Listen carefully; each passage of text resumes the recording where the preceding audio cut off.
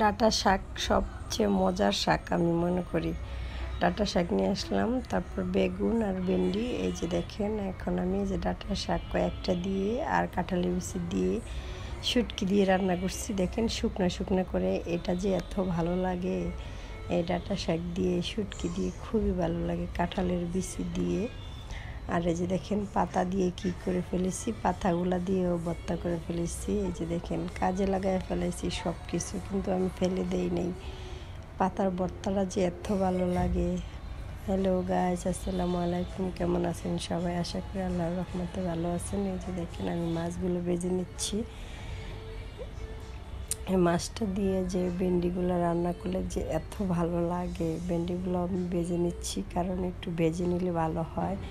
ভেন্ডির মধ্যে যে একটা আঠা আঠা ভাব সেটা চলে যায়। আমি দিয়ে দিলাম মরিচের ফাঁকি, দিয়ে দিলাম কাঁচামরিচ বাটা দিয়ে দিলাম, পেঁয়াজি বাটা দিয়ে দিলাম, তারপরে দিয়ে দিলাম একটু ধনিয়া আর জিরা একসাথে বাটা, যেহেতু আমি বাটা মশলা খাই, এগুলো দিয়ে একটু ভাজা ভাজা করে নিলাম। তারপরে দিয়ে দিচ্ছি মরিচের ফাঁকি। বাটা মশলাটা দিয়ে তরকারিটা রান্না করলে অবশ্য ভালো লাগে, একটু কষ্ট হয় কিন্তু খেতে তো মজা। তারপরে দিয়ে দিলাম একটু মরিচের ফাঁকি, আর দিয়ে দিলাম হলুদের ফাঁকি, লবণ। তারপরে এগুলো একসাথে একটু ভাজা ভাজা করে নিব। একটু ভাজা ভাজা করে নিয়ে তারপরে আমি ঝোল দিয়ে দিব। মশলার একটা ঘ্রাণ আছে, সেটা চলে যাবে। বাচ্চাগুলোকে দেখলে ভিতরটা ফেটে যায়। হারে কত কষ্ট করে পুড়ে বাচ্চাগুলো মারা গেছে। এত সাধনার, এত কষ্টের, এত আদরের সেই সন্তানগুলা চোখের সামনে এভাবে শেষ হয়ে গেল। হায় আল্লাহ, তুমি সে মা বাবাদেরকে ধৈর্য ধারণ দাও, ধৈর্য ধারণ করো মাবুদ, তুমি ছাড়া কেউ নেই। দেখেন মাছগুলা কষাচ্ছি।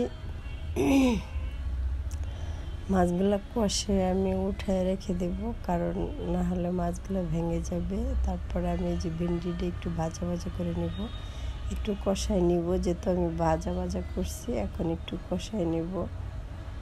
তারপরে ঝোল দিয়ে দিলাম, ঝোল দিয়ে বলক আসার পরে মাছটা দিয়ে দিয়েছি। এখন একটু জাল হবে, তারপরে নামাই ফেলবো। এই যে দেখেন কমপ্লিট হয়ে গেছে, কিন্তু বাচ্চারা অনেক মজা করে খায়। আর ডাঁটা শাক দিয়া, তারপরে চিংড়ি মাছ দিয়া, কাঁঠালের বিচি দিয়ে রান্না করলাম। দেখেন ডাঁটা দিয়ে কয় পদ করছি, 3 পদ হয়ে গেছে।